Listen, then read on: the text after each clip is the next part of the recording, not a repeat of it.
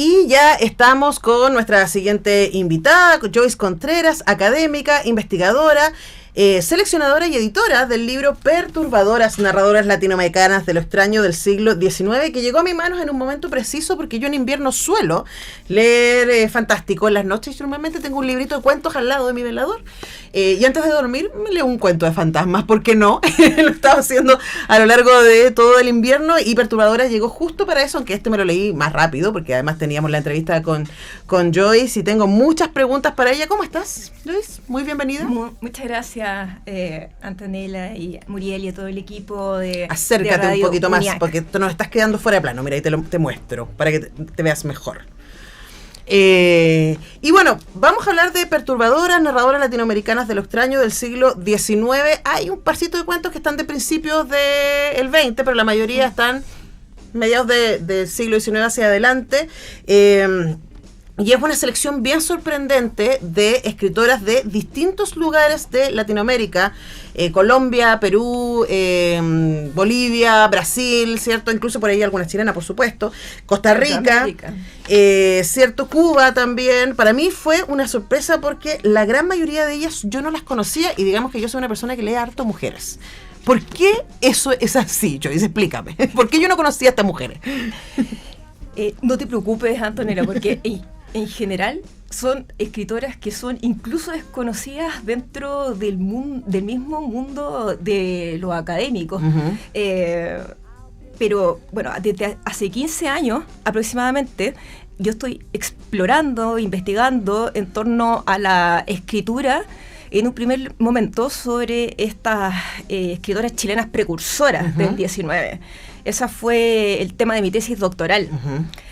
Y allí me encontré con que existía un silencio significativo al respecto.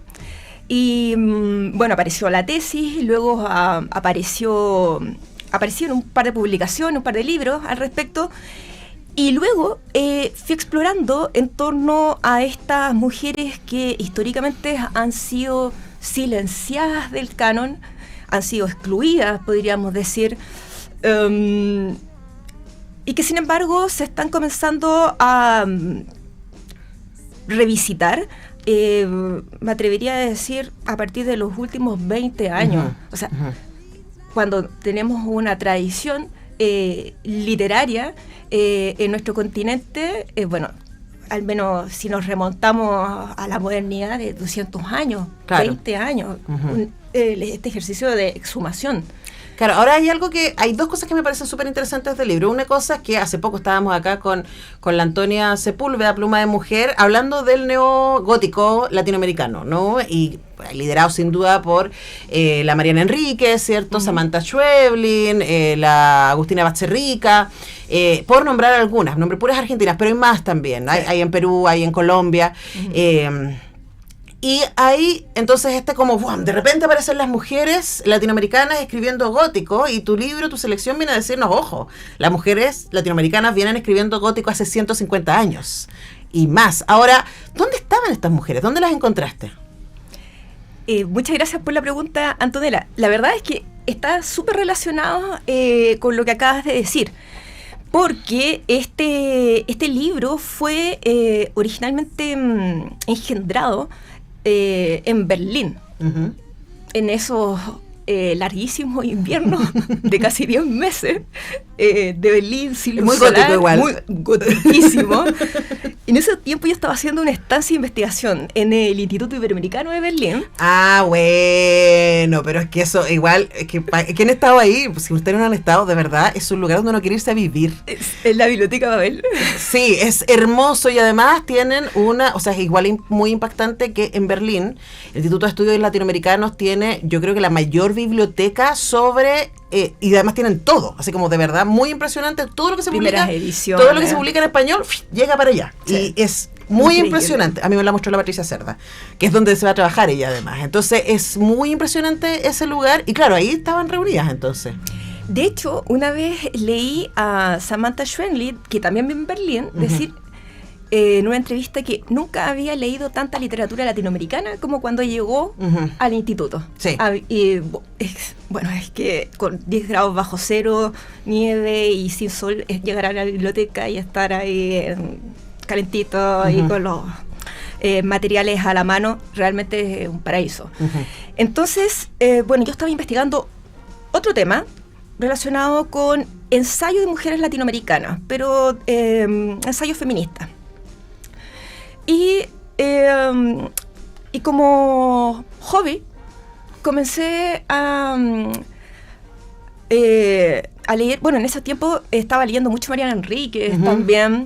Estaba leyendo a la María Fernanda Ampuero también, que es una cuentista ecuatoriana que admiro un montón, que también fue a Berlín a dar una charla. Me autografió unos libros. Entonces, en ese marco, yo, a modo de hobby, comencé a leer mucho a estas autoras, las neogóticas. Y por formación o deformación profesional, dije, pero aquí tiene que haber algo, una genealogía. Y me puse a investigar, pero en un contexto... Y además preguntarse por una genealogía femenina. Exacto, una genealogía femenina que nos decían que hasta hace poco que era prácticamente inexistente. Entonces, así fueron apareciendo algunos textos, por ejemplo, de una escritora argentina que yo desconocía completamente, que es Raimunda Torres y Quiroga, que además de ser una cuentista que dialoga mucho con el gótico y con el gótico europeo, como tú me señalabas hace un rato atrás, al mismo tiempo es una de las escritoras quizás más políticas que están en la antología, en donde presenta relatos que hablan de femicidios, de mujeres que vuelven desde el más allá como espíritus a cobrar venganza desde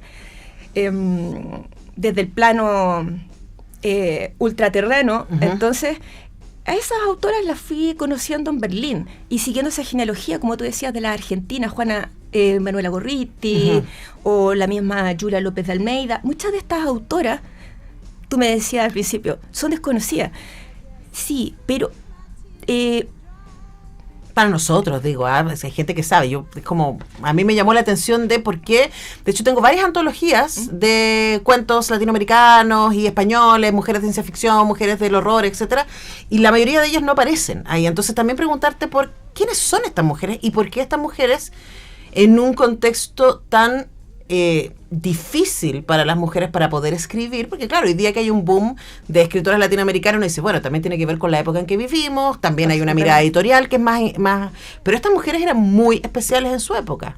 ¿Quiénes son? ¿De dónde vienen? ¿Qué tienen en común estas 16 escritoras? 16 escritoras. Bueno, la mayoría de estas autoras son mujeres, bueno, que nacieron, a excepción de María Virginia Estensoro, que nos dimos el placer con los chiquillos de Impunche de incorporarla a esta antología con los 3 relatos que forman parte del Oxiso, una joya de la literatura de vanguardia, completamente desconocida. O sea, al menos que Chile no se ha dedicado. El cuento sobre el aborto es una cosa. El niño que no nació es una cosa brutal. El Oxiso. No, pero además también, y claro, estoy pensando no solamente por meterse en temas difíciles, también políticamente difíciles y casi innombrables, y ahí aparece también la idea del fantástico, ¿no? Que se acerca a aquello que no se puede nombrar desde el realismo, pero que lo fantástico nos permite instalarse ahí. Ahora, tú te interrumpí, en la mayoría de estas mujeres me imagino que eran mujeres de clase, mujeres que pudieron estudiar, que tenían acceso básicamente también a la literatura, no solamente a la escritura. Exactamente, Antonella, como gran parte de las escritoras y de los escritores latinoamericanos del siglo XIX, estas mujeres provenían, bueno, si es que no era de la élite, de los sectores medios emergentes. Pero claro, ellas constituyeron en su época una excepción porque fueron mujeres que tuvieron acceso, si es que no a estudios formales, a formación, por ejemplo, con institutrices o dentro de sus hogares, o algunas, por ejemplo, tuvieron la oportunidad de cursar estudios en los primeros colegios, ya sea laico o religiosos para mujeres que se fundaron en esa época, pero, o sea, privilegio que a principios del siglo XIX en nuestro continente era casi inexistente para las mujeres. Por supuesto, recordemos que la ley Amunátegui en Chile es de 1877. Claro, o sea, es como que nos vamos a demorar un buen rato. Y además, de nuevo, ¿no? Y ahí aparece otra cosa. Porque en muchos casos la excusa que utilizaron los políticos conservadores para apoyar esto tenía que ver con, bueno, si las mujeres son las que crían, por supuesto tienen que tener algún tipo de habilidades educacionales para hacerlo y por lo tanto necesitan aprender a escribir y a leer, ¿no? Exacto. Pero no para que ellas mismas escriban y lean. Ojo con eso.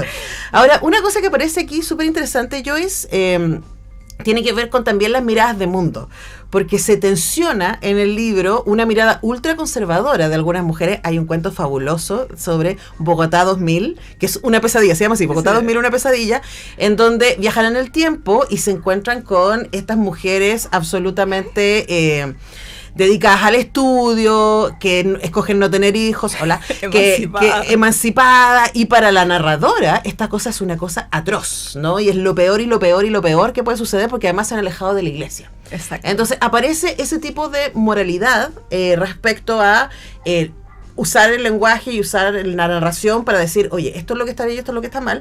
Y hay otras que me gustan mucho más, por supuesto, que son muy ambiguas, ¿no? Y que denuncian, por ejemplo, hay un cuento, ya no me acuerdo cuál era, pero en donde habla un hombre que mata a su mujer estando y dice, bueno, yo, como todo, hay otro que mata a la hija, y dice, prefiere que un padre preocupado mate a su hija en vez de que cualquier perro la golpee. Y uno dice, sí, ¿pero qué? Entonces hay esta tensión entre la denuncia y el fantástico que es súper interesante, ¿no? Hablemos un poco de cómo tú que las leíste a todas y seleccionaste, va apareciendo esta tensión también ética-moral en estas mujeres. Sí, es interesante eso que mencionas porque en el prólogo que acompaña esta selección,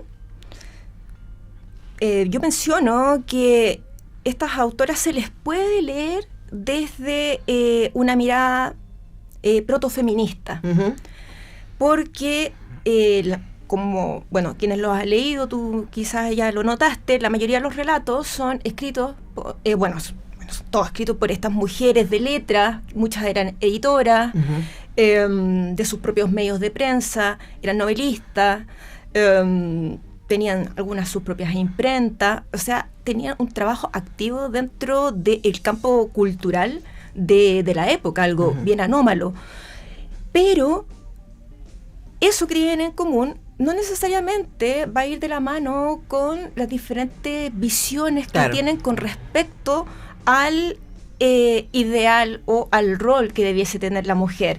Y ahí tenemos, por ejemplo, visiones más conservadoras, como la de Soledad Acosta de Samper, que es una escritora colombiana que dejó un legado monumental.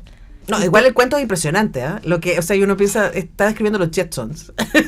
Es increíble, es increíble. Pero por otro lado también tenemos autoras que en esos mismos años van a estar, por ejemplo, Gertrudis Gómez de Avellaneda, escritora cubana, que va a estar denunciando, por ejemplo, la esclavitud y, por ejemplo, códigos legales que existían en la época que les impedían a las mujeres, por ejemplo, ser herederas de bienes. Entonces vamos a ver críticas. Yo creo que todos los cuentos y todas las autoras se posicionan políticamente, pero hay algunas que van a ser más radicales que otras en sus planteamientos y van a incluir también otras críticas que ya no solo van a pasar por el sistema sexogénero, sino que también van a incluir críticas desde una perspectiva de clase, desde una perspectiva de raza, inclusive como los cuentos de Julia López de Almeida. Claro. Ahí también aparece otra cosa a propósito de Julia López de Almeida, que lejos fue mi favorita de todas las que leí. Además que yo le decía a Joyce, es muy Samantha Schweblin, es el primer cuento. Los cerdos de verdad es una cosa muy, muy impresionante. Yo no podía dejar de pensar en Caminé con un zombie. ¿Viste esa película? que es espectacular. Y que claro, que habla, hay el cuento describe una mujer que está a punto de parir, ¿cierto? Y que una mujer que es la hija del obrero, ¿no? Y que por supuesto el hijo es del hijo del dueño de la tierra, claro, y que se va a casar con otra mujer, después de haberle prometido por supuesto el oro y el moro, y ella va decidida a parir frente a la casa y a matar al hijo y dejarlo ahí. Ese es el plan, porque si no el papá dijo se lo va a dar a los cerdos. Esa es como la historia, ¿no? Y la descripción del proceso de que ella va es muy fantástico sin serlo, no te dice nada que no pueda pasar en la realidad. Absolutamente. Pero la manera en que está contado es muy inquietante, probablemente, esa sea la palabra. De verdad es un cuento súper, no puedo creer que este cuento fue escrito hace 120 años atrás. Es muy, muy impactante. Ahora también está esta tensión que, por ejemplo, ella es muy latinoamericanista. Todos los cuentos de ella son muy situados en el territorio, y hay otras autoras que son muy europeizantes, uno podría decir. Sus personajes tienen nombres europeos, ¿cierto? Y los cuentos están situados en Alemania o en Inglaterra. Hablemos también de esa otra tensión que aparece. Efectivamente. Bueno, son autoras, muchas de ellas que transitan entre dos mundos, algo que también es súper precursor para las mujeres de la época. Uh-huh. Pensemos que, de acuerdo a las reglas de género de ese entonces, las mujeres tenían que estar dentro del espacio privado, sus uh-huh. hogares, ¿verdad? Al cuidado de los hijos y del hogar. Uh-huh. Y muchas de estas mujeres, por ejemplo, Gertrudis Gómez de Avellaneda, va a ser una mujer, ella es cubana, hija de padre español, uh-huh. y va a pasar gran parte de su vida por ejemplo, en Madrid, estrenando obras dramáticas, uh-huh. en Sevilla, en diferentes partes de España. Inclusive fue la primera mujer en ser postulada como miembro de la Real Academia Española a mediados de 1860. Uh-huh. Por supuesto. La dejaron afuera. Y escribió un ensayo. Pretends to be shocked. Un ensayo, pero maravilloso, en respuesta a ese rechazo, uh-huh. que se titula La mujer. Y ahí ella habla de las academias barbudas, uh-huh. que se necesita tener barbas para poder entrar en esos Olimpos del saber. Uh-huh. Y aquí, bueno, ella desafía desde las letras también. Ahora, decirles que este libro, todavía no terminamos, pero quiero que no se me pase porque voy a ir a la siguiente pregunta. Este libro está editado con fondo del libro, sí. Por Inbunche, y tiene todo el sentido que esté en Inbunche. Es una editorial que yo admiro muchísimo porque encuentro que son de una valentía, sí. tremenda, y además con una selección deliciosa porque son ellos y ellas. Yo no conozco a la gente de Inbunche, así que les mando un saludo. Sí, los vamos a invitar para que nos vengan a hablar. Especialmente quiero hablar del Will contemporáneo. Y del trabajo, tienen una colección de Will contemporáneo y además tienen un trabajo de rescate de escritoras latinoamericanas, por ejemplo como Elena Aldunate, que es muy, muy sí. difícil de encontrar. Y de Cádiz. Claro, sí, el de Cádiz lo hablamos. De Cádiz lo hablamos, y también de Maturana y otras que son súper, súper interesantes, y que son muy difíciles. O sea, antes de que Inbunche la sacara, yo creo que no sabía dónde encontrar a Elena Aldunate, ¿no? Y ahí preguntarte, Joyce, como investigadora también, ¿qué tienen esos cuentos, sientes tú, para decirnos hoy día? ¿No? Porque hay una fascinación por el gótico y muchas de las novelas juveniles que están rompiéndola están ligadas con ese mundo, ¿no? Pero en Latinoamérica tiene una particularidad y por eso también está llamando tanto la atención. Estas mujeres, ¿qué sientes tú que aprendiste de ellas? ¿Qué siento que aprendí? Bueno, en primer lugar, que esta afirmación tan generalizada respecto a que no existía una tradición gótica o de madre oscura latinoamericana es inexistente. Eso fue lo primero que... Ahí está el dato mata relato, ahí están. Exacto, de hecho, bajo ninguna circunstancia me gustaría sonar autorreferente, pero esta es la primera antología que se escribe en América Latina y en España, uh-huh. que compila una tradición o un corpus de autoras que incursionan en este género, uh-huh. del fantástico, el gótico, lo extraño, lo perturbador o inquietante, o sobrenatural, en América Latina y el Caribe. Uh-huh. Hay un montón de antologías sí. sobre autoras españolas, y bueno, para qué hablar de las victorianas, pero perturbadoras en ese sentido, y los chicos de Imbunche se la jugaron sí. también. Por eso les felicitamos desde acá. No, es que eso justamente con Macarena nos conocimos en el Instituto Iberoamericano de Berlín tomando café. Uh-huh. Y yo le comentaba que estaba desarrollando un club de lectura sobre esto, también financiado por el Fondo del Libro. Uh-huh. Pero el club de lectura originalmente en realidad no estaba enfocado exclusivamente a autoras del 19, sino que hacíamos un repaso desde las autoras que yo fui conociendo hasta las neogóticas. Sí. Y ahí Maca compartimos un café, después volvió al Instituto Iberoamericano y ahí me propuso la idea del libro. Cosas que pasan en el Instituto Iberoamericano de Berlín. Que es un lugar alucinante. Ahora, ¿sí? Perdón.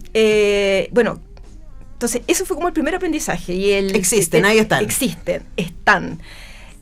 Y hay mucho. O sea, esto fue un trabajo de curatoría donde nos tuvimos que sentar los tres con Maca y Gonzalo, quienes están detrás del proyecto Imbunche, y seleccionar. Porque tuvimos que dejar fuera mucho material. O sea, se vienen otros libros, digamos, ¿no? Porque este tiene 35 relatos de 16 autoras. Sí. Entonces, de hecho, a mí me pasó, es como quiero leer más de estas autoras. Hay algunas, por supuesto, que aparecen de manera consistente. Hoy me gustó este cuento. Mira, son de la misma, ¿no? Entonces vamos a ir a buscarlas. Yo creo que ese es un tema, ¿no? Y a mí me pasó también como te decía, yo estaba leyendo harto gótico europeo, sobre todo inglés y norteamericano, y de repente uno empieza a decir, pero acá también se escribía. Y había mujeres hablando de esto y dando su perspectiva, y por supuesto la experiencia femenina, incluso la conservadora, siempre va a ser valiosa de leer. Sí, absolutamente.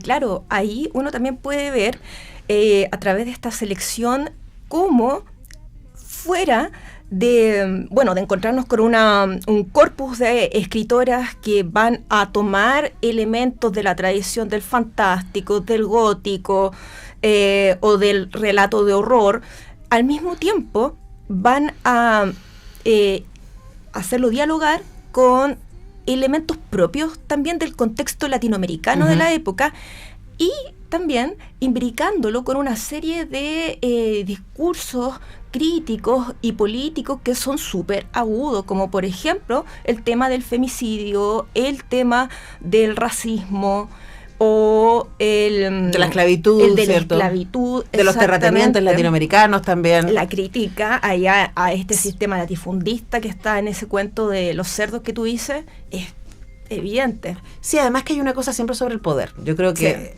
finalmente el horror siempre habla sobre el poder. Sí. Y creo que es algo que es interesante ver cómo mujeres que tuvieron el privilegio de poder escribir hace 150 años, qué era lo que estaban por decirnos, qué era lo que nos estaban diciendo. Además, de verdad, la selección es una delicia. Yo lo pasé muy bien leyendo Perturbadoras, 35 cuentos fantásticos de escritoras latinoamericanas. Está en librerías por Imbunche, también lo pueden conseguir en su web, que es imbunche.cl. Ahora, ojo, si se meten a la web y les gusta el fantástico, prepárense. Sí, tienen un catálogo de lujo, una curatoría que han hecho ya desde hace casi 10 años los chicos. Y bueno, ahí la idea es seguir trabajando en conjunto, exhumando y visibilizando, divulgando a esta tradición de mujeres que desde distintas veredas cultivaron el fantástico, pero que han sido también excluidas o marginadas del canon, claro. Porque el género fantástico de por sí es un género que se considera, entre comillas, menor, un género de segunda categoría. Ahora, es muy gracioso que uno se piense eso cuando pensamos en las grandes obras de la literatura. Inmediatamente aparece Drácula, aparece Frankenstein, y otra cosa que me parece muy interesante respecto a ese prejuicio del canon, es uno, ¿quién define el canon? Y segundo, exacto, que a pesar del canon, cuando pensamos en gótico, pensamos en mujeres. Sí. ¿Cierto? Entonces ahí se los dejamos rebotando. Vayan a imbunche.cl. Tiene que ser una nueva edición de Perturbadoras, porque veo y me dice stock out. Pero librería está. Acaba de salir Del Horno, la segunda Edición, edición, porque ya. agotamos la Esa, primera. muy bien. Muchas gracias a todos los lectores y las lectoras que nos han acompañado, a los libreros, a la gente de los clubes de lectura. Así que estamos súper contentos con los chicos de Imbunche y bueno, ahí preparando más cosas. Ya, pues, bueno, vamos a estar muy atentos, Joyce. Gracias por venir Gracias a Radio a ti. UNIAC a contarnos de esto. Gracias a la gente de Imbunche por mandarme el libro. También me mandaron lo de Miriam Phillips, que le tengo muchas ganas también. Y insisto, los vamos a invitar para que nos cuenten de su selección y de su mirada. Hemos estado conversando con Joyce Contreras, académica, investigadora, editora y prologuista de este libro, Perturbadoras narradoras latinoamericanas de lo extraño del siglo XIX, que yo súper les recomiendo para leer. Y nosotros nos vamos a la música y a la vuelta vamos a estar hablando de horrores contemporáneos. Vamos a estar hablando de los bots. Ya regresamos.